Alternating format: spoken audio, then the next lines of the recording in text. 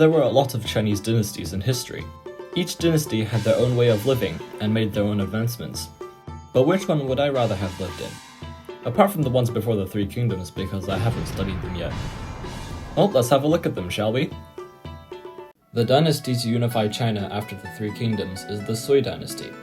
One of the things done in this dynasty is the start of the Grand Canal, which was a waterway that connected the Yangtze and Yellow rivers. This made shipments between the two rivers a lot easier and faster, which gave both sides of the empire access to crops from the opposite sides. However, the labor behind this canal was forced, and the people who worked on this project suffered a lot. Now, personally, for me, I don't like labor. No, it's just not for me. The dynasty to follow is the Tang Dynasty. And oh my, look how big this thing is!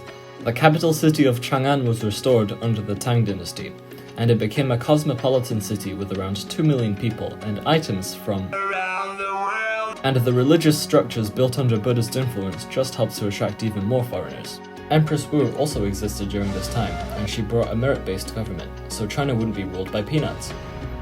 Except for one. This Emperor Xuanzong appointed a foreign general to rule a garrison, who ended up overthrowing the Tang Dynasty. Everyone say peanut move in 3, 2, 1, peanut move! The Tang Dynasty sounded like a really cool dynasty to live in. After that was a period of disunity called the 5 Dynasties and 10 Kingdoms. Now, personally, for me, the dynasty to unite China again is the Song Dynasty. It was a time of many advancements, including the blast furnace, different types of crops, paper money, and the use of gunpowder in warfare. All of these advancements made life in China a lot easier. The Song Dynasty also saw the development of Neo-Confucianism, which is basically Confucianism with a side of Buddhism and Taoism, which I think is really interesting, since it combines living a self-fulfilling life with fulfilling the will of the universe. This dynasty also had a blending of culture, but on the scale of religion. You could find religions such as Buddhism, Taoism, Judaism, and Islam in the Song Dynasty. The Song Dynasty wasn't as big as the Tang Dynasty, partly because the Mongols up north were pushing China further and further south, until they fully took over and established the Yuan Dynasty. This is the first time China has been ruled by foreigners, so this must have been a strange experience for all the locals.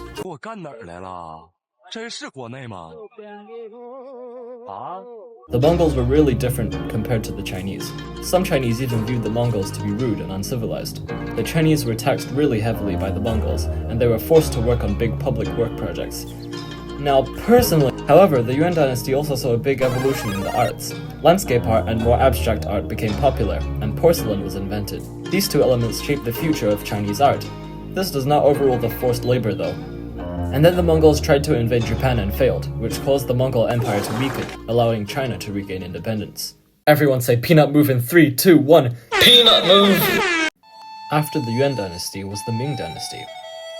We didn't look at this dynasty much, but I remember that this dynasty moved the capital to Beijing, built the Forbidden City, started the construction on the Great Wall of China, which stopped the Mongols from invading, and ultimately led China out of its medieval period. They also did lots of voyages with gigantic ships that reached as far as Arabia and Africa, probably to exhibit Chinese power for economic gain. You show-offs. Either way, China received even more items, and now animals, from around the world. And then was the Qing Dynasty. This one we did not look at all, so get skipped! So which dynasty would I rather have lived in? First, let's eliminate the Sui and Yuan dynasties, because of the labor. Next, let's eliminate the Qing dynasty because I know jack squat about it. So really it comes down to the Tang, Song, and Ming dynasties. And after careful consideration, I have decided that the best dynasty for me to have lived in is...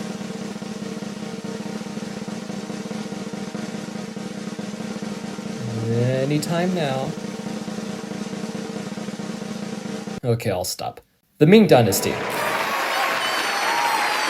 It is said to have been one of the most stable and prosperous dynasties in the history of China, which I like, because personally, and I think being a voyager would be pretty fun. And that's it for today's video. Roll the credits! It is, 23 past midnight, and I just finished editing the video. I'm gonna post it on YouTube now. Bye bye.